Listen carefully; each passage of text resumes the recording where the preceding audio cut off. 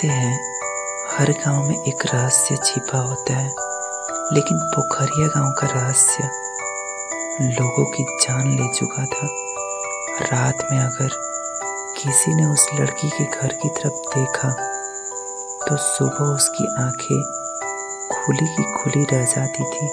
शहर से लगभग 10 किलोमीटर दूर एक छोटा सा गांव था, पोखरिया, जहाँ खेतों में हरियाली तो थी, लेकिन लोगों के मन में एक बेतहासा डर बना रहता था।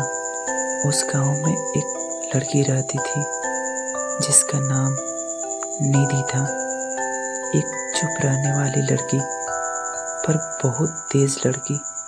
उसके माता पिता किसान थे।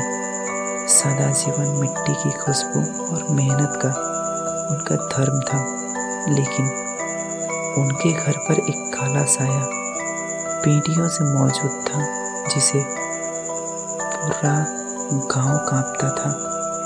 पोखरिया के लोग उस घर के सामने से गुजरने से भी डरते थे।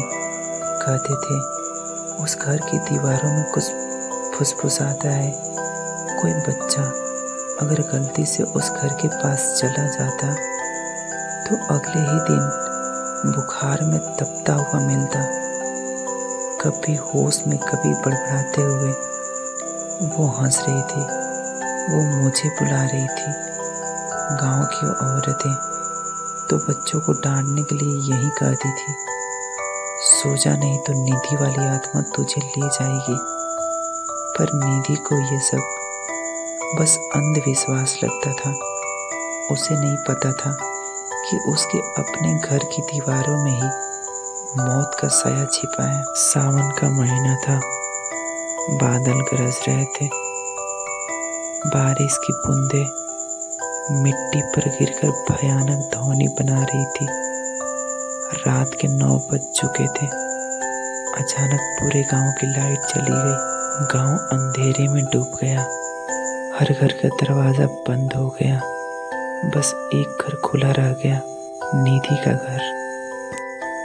उसके घर से जोर जोर से आवाज आने लगी, कभी रोने की, कभी हंसने की, कभी किसी के चिल्लाने की, छोड़ दो मुझे।